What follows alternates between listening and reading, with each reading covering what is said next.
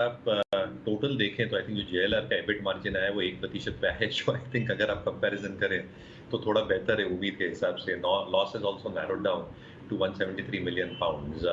जो उनकी commercial vehicle का आउटलुक उन्होंने बताया था, एक्सपोर्ट्स लैग किए थे क्योंकि जो रिसेशनरी फियर्स और जो डिमांड स्लो डाउन हिट किया है यूरोपियन बाजारों में और नॉर्थ अमेरिकी बाजारों में, वहाँ पे थोड़ी हिट जरूर आई थी। और पीवी में थोड़ी निराशाजनक स्थिति अभी भी है, because EBIT margin is still at 0.4%, और डिमांड, फॉरेक्स और इन्फ्लेशन कंसर्न अभी भी जता रहे हैं। But you are absolutely right, I think इन्होंने जो फॉरवर्ड कमेंट्री दी है वो आई थिंक पॉजिटिव है। सेमीकंडक्टर के इश्यूज जो इन्हें अभी भी हैम्पर कर रहे थे इवन इन दिस क्वार्टर, इनका कहना ये है कि ये शायद ईज आउट हो जाए। इनपुट कॉस्ट जो कमोडिटी इन्फ्लेशन है वो कूल ऑफ हो रहा है, और इसलिए जो इनपुट कॉस्ट इन्फ्लेशन है ये शायद कूल ऑफ हो जाएगा। बट कहीं ना कहीं अजय अभी भी मुझे लगता है कि आई थिंक जो एक फ्री कैश फ्लोज हैं ये अभी भी इम्पैक्टेड रहेंगे।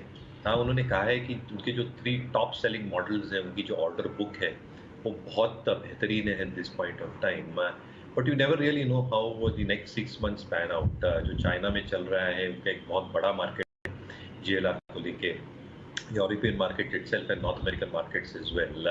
स्लो डाउन प्रेशर्स अगर आते हैं, जो चाइना में तकलीफें चल रही है कोविड को लेके, जो यूरोपियन इश्यूज है, winter has just started in Europe, तो कहीं ना कहीं I think demand might take a couple of quarters more to come back in real earnest. और इसलिए मुझे लगता है आई थिंक जो एक एनुअलाइज्ड अर्निंग्स होंगे even for the next year ये थोड़े कम हो सकते हैं। नॉट टू मेंशन कि आई थिंक जो एक्सेलरेटेड इन्वेस्टमेंट्स ये कर रहे हैं along with their competitors towards the EV portfolio, ये भी की फ्री कैश फ्लो हैम्पर करेगा। तो मुझे लगता है आई थिंक एक प्राइस करेक्शन के बाद जो एक नीजक रिएक्शन आ सकती है नतीजों के बाद, एक शायद टाइम वाइज करेक्शन में टाटा मोटर्स निकल जाए।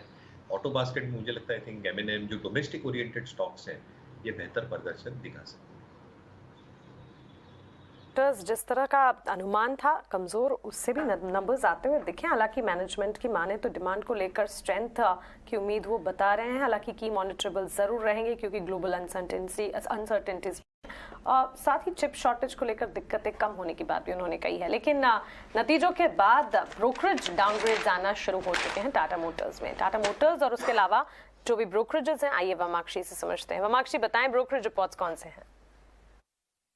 जी बिल्कुल, पहले शुरुआत करूंगी टाटा मोटर्स से। ये स्टॉक फोकस में है। उनके दूसरे तिमाही के नतीजों के बाद जेपी मॉर्गन से अब उन्होंने अपनी राय को डाउनग्रेड कर दिया है। ओवरवेट की राय से न्यूट्रल की राय दी है। उन्होंने लक्ष्य दिया है 455 प्रति शेयर का। जैगुआर लैंड रोवर के जो दूसरे तिमाही के होलसेल नंबर्स थे वो थोड़े डिसअपॉइंटिंग थे, मगर रिटेल फ्रंट पर कंपनी का प्रदर्शन स्लाइटली बेटर रहा, ऐसा जेपी मॉर्गन का मानना है। जेएलआर यानी कि जैगुआर लैंड रोवर का जो फ्री कैश फ्लो जनरेशन है यहाँ पर भी स्लाइट डिले नजर आ रहा है।